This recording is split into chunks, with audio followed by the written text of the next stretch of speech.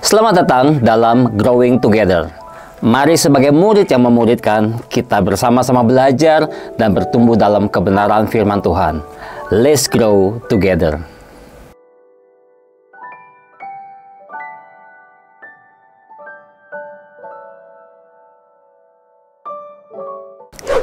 Saudara, mungkin sebagian kita pernah membaca atau melihat dalam tayangan berita tentang beberapa pemimpin gereja yang tersangkut masalah keuangan. Misalnya, ada yang tersangkut penggelapan uang gereja. Ada juga yang dituduhkan kasus pencucian uang, dan ada juga yang meminta jemaatnya melakukan transfer uang ke rekening gereja dengan alasan perintah Tuhan. Hal-hal seperti ini tentunya bukan saja mempermalukan si pemimpin gereja dan gerejanya, namun terutama dia mempermalukan nama Tuhan. Sebenarnya apa dasar mereka melakukan hal demikian? Karena mereka masih begitu mencintai dunia dengan segala kemewahannya. Hati mereka masih begitu melekat pada apa yang dijanjikan dunia ini. Mereka masih tertarik pada keuntungan yang kecil, bukan kepada keuntungan yang lebih besar. Apa itu keuntungan yang lebih besar? Mari kita membahas lebih lanjut. Saudara, pada saat kita membaca Filipi pasal 1 ayat 12-26, kita membaca di sana tentang saksian Paulus dalam penjara. Meski di penjara, Paulus tetap bisa berkata bahwa apa yang terjadi atas dirinya, yaitu di penjara, justru telah menyebabkan kemajuan pelayanannya, yaitu pemberitaan Injil. Apa sebabnya? Karena pelayanannya bukan untuk mencari keuntungan bagi dirinya sendiri, namun karena Kristus. Namun demikian, Paulus mengalami kebingungan. Kebingungan soal apa? Paulus bingung soal satu sisi dia bisa saja mati dan diam bersama Yesus. Itu pilihan yang lebih baik baginya. Namun sisi yang lain, dia bisa tinggal dan terus melayani mereka yang membutuhkannya. Walaupun pilihan ini adalah kedaulatan Allah, tetapi doanya seperti agak memaksa. Ia harus membuat keputusan, mendoakan kepergiannya, dan seperti yang ia tulis di surat yang lain, yaitu beralih dari tubuh ini untuk menetap kepada Tuhan, atau dia berdoa bagi keberhasilan pelayanannya. Paulus sepertinya memilih yang kedua, yaitu untuk sementara, yaitu supaya banyak jiwa diselamatkan. Bagi Paulus, mati adalah keuntungan, namun jika hidup, itu bagi Kristus.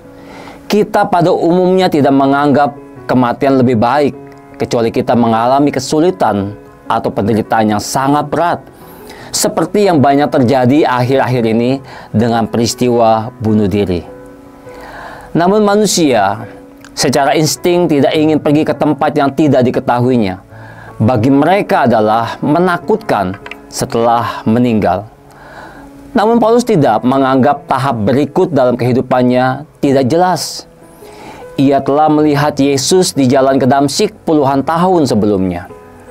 Dan sejak saat itu, ia memandang Yesus sebagai juru selamat dengan mata rohaninya. Ia punya terlalu banyak pengalaman rohani. Misalnya kita membaca di 2 Korintus pasal 12 ayat 2-7. Terlalu banyak jawaban doa langsung. Terlalu banyak arahan pelayanannya dari Roh Kudus. Sehingga pertanyaan tentang kehidupan setelah kematian tidak lagi membingungkannya.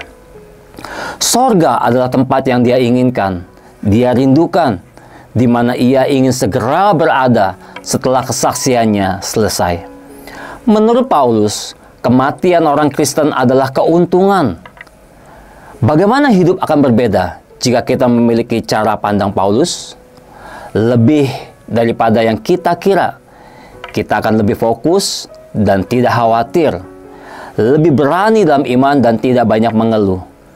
Kita akan hidup memandang upah surgawi dan bukan urusan atau jadwal kita.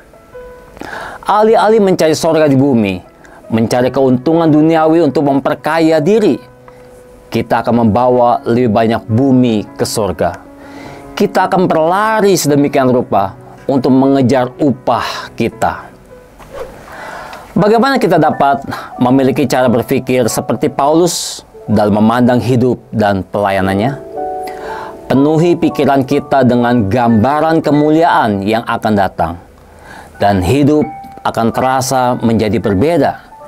Kita akan melihat hari kita sebagai kesempatan untuk menyatakan Yesus, tetapi kekekalan kita adalah kesempatan untuk bersamanya. Dan itu adalah keuntungan yang lebih besar daripada yang bisa kita bayangkan. Lewis Perry Schaeffer, seorang teolog dan pendiri Dallas Theological Seminary, pernah berkata, "Sorga adalah tempat yang sudah disiapkan bagi umat yang mempersiapkan diri." Saudara, bagi Rasul Paulus, tinggal bersama Yesus kelak adalah keuntungan yang lebih besar dari apapun yang dunia bisa berikan. Tuhan memberkati.